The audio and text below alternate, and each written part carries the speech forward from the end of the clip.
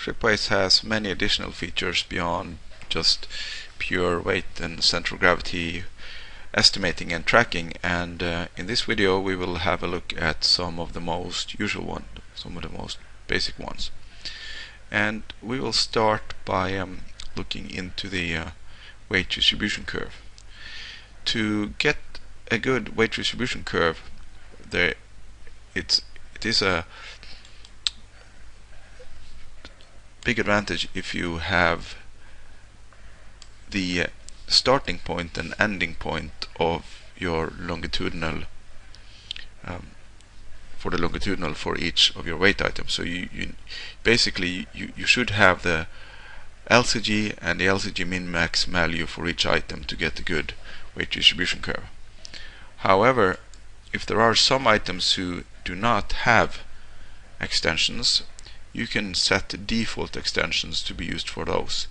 And you do this by go to the view menu and open up the options dialog, and in the option dialog you can set the default extent of, let's say for example 2 meter, and you can also say that no item is allowed to have an extent less than half a meter when it comes to calculating the weight distribution curve.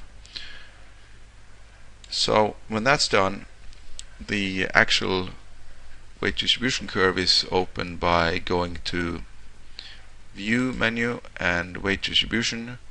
You also have a shortcut on the toolbar to go to this button here, weight distribution curve, and then the weight distribution curve is opened for the vessel.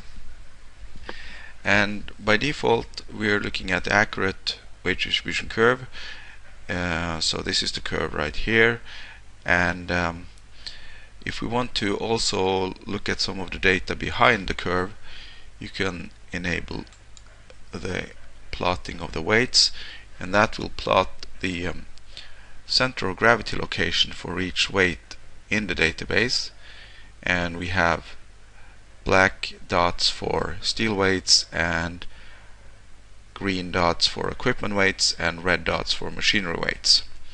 And now you can check weights here simply by clicking on a dot, and that will bring up a toolbox which will show you the name, description, weight and center of gravity information for that particular item. So this way you can go and you can check suspicious looking items, for example items that's high up. Here this says it's a radar and signal mast, so that's probably correct. If you do find some items that's not correct, let's say for example that this would not be correct in some way, then you can double click on that item and it brings you into the item dialog and finds that item for you, and then allows you to change that item. So this was the particular item that I selected in the weight distribution curve. Now, in addition to get this accurate curve, you can also do any kind of station you want, clicking at station here and say for example I want a 20 station curve, and just type in 20 and it gives you a 20 station curve. You can also do individual stations which you set by yourself by typing in the numbers and points where you want to see the various stations, or you can right click and say create SAW stations, which will by default give you 20 stations between AP and FP, and then one station in front of FP and one station behind AP. And then in addition, if you want to, you can filter by clicking on this browse button down here, open up the item filter and set any filter you want on weight group, items, descriptions, if you only want parts of the vessel to be shown or included in the weight distribution curve. And when you're happy with the curve, you can go to print export, and you can send this curve to the printer, or you can export it to a file format doing a small report of curve values or station values, or if you want to export it into stability software, you can select Napa, AutoShape, GHIS, Tribon to get formats that are suitable for import to this stability software for doing longitudinal strength calculations.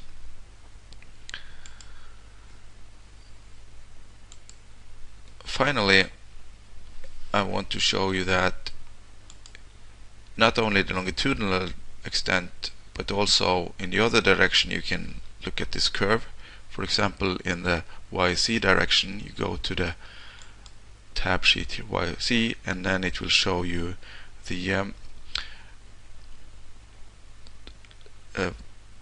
weight distribution for the over the beam of the vessel. So here you can also see again that we almost see like a body plan of the points here, also for visual checking to see if there are some suspicious looking items here. So that's a quick overview of the weight distribution curve. And another thing that you will find on the view menu is this compare. The compare dialog allows you to compare your project with any other project in ShipWeight. So selecting compare brings up another additional feature, and now we can see that we have now the values for our vessel here, our P3500 revision 3. So these are the values for displacement, light shape, equipment, and so forth. And if I want to add project to that, I right click and I select add project. I'm now saying adding project to compare with, and I can select any number of projects. So I'm selecting demo and then P3500. So then I get a new project in this list, and I can label it anything. I can label it, for example, as estimate. And so now I can see, okay, this is my current project here, and I have my estimate here, and I can see the deviation.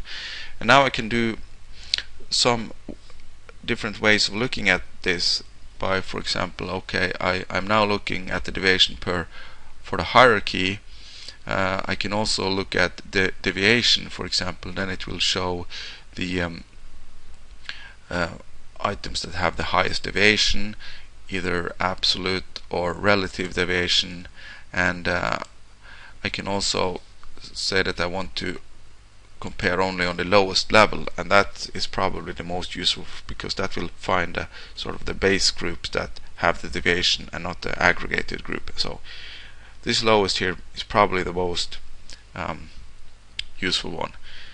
And I can do a grid view like this, and I can also do a tree view if I prefer that, which gives me a tree view with a hierarchy groups, and so I can collapse and expand and look at various deviations both in tons and VCG and LCG. And now I'm just comparing two projects, but I can go here and add any number of projects that I want to bring into this dialog for comparison. So that's a brief look at the compare dialog. And now let's move to the gyration dialog. The gyration dialog is also found on the view menu. So you can go to view and select gyro radius, and this brings up a calculation for moment of inertia and radius of gyration for the vessel. And again, you can see that we can apply an item filter if we'd like.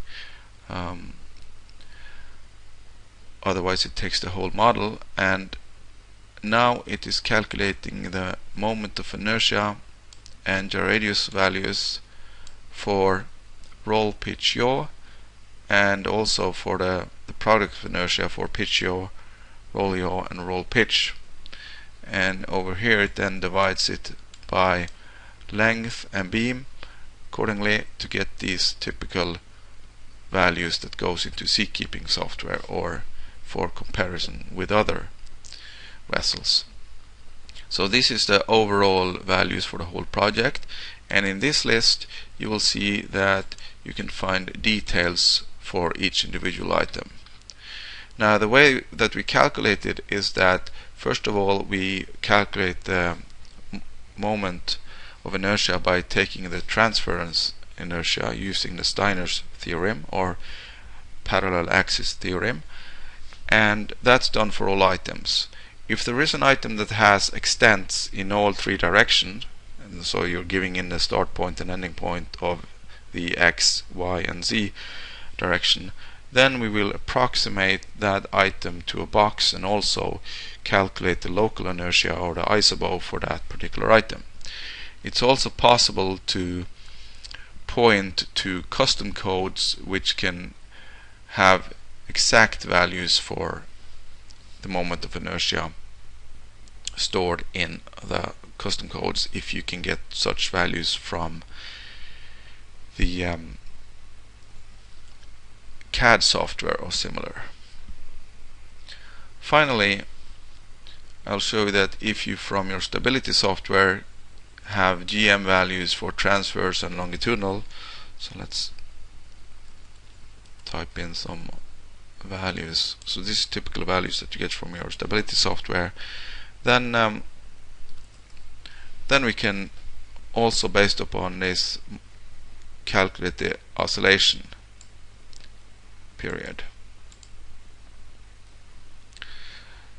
So that's moment of inertia and radius of gyration.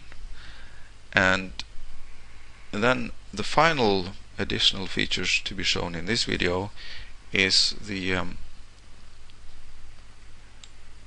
something that we will see in the item dialog. So I'm going to go and open up my item dialog by going to items and list all items, and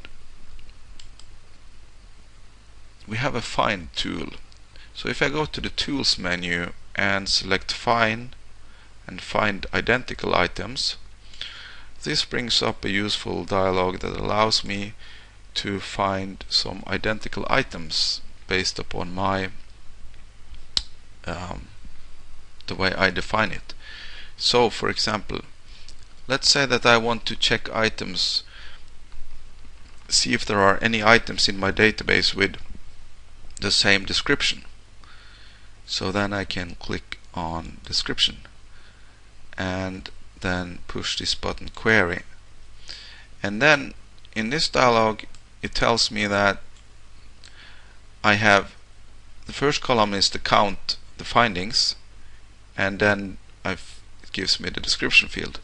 So in other words, it finds 2 places where it says A-door D-deck, and it finds 3 places where it says A-door A-deck, and so forth. And if I want to have a look at that, I can click on this, and then down here it will show me the detailed information of all the items that's been described as A-door A-deck. If I want to check, for example, I can check items with the same weight within the same weight group.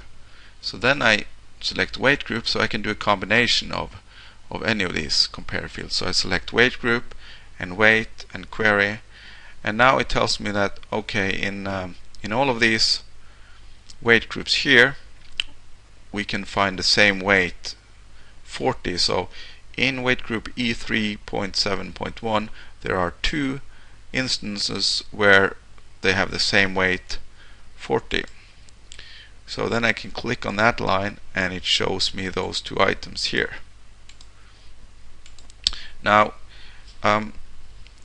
this is a good way of doing some sanity checking, and one thing is, for example, if we click on VCG, LCG and TCG and query, it will give me items in my database that have the exact same center of gravity location, and that's a typical thing that can be nice to check out, because that can potentially be an error. So I have here, see that I have two items that's located on VCG 8.5, LCG -2 and TCG -6.1. and again, if I click on this line here, it will bring up those two items, and I can check if this is right or wrong, and I would say most likely something is wrong, because seldom you will have two items with the same center of gravity.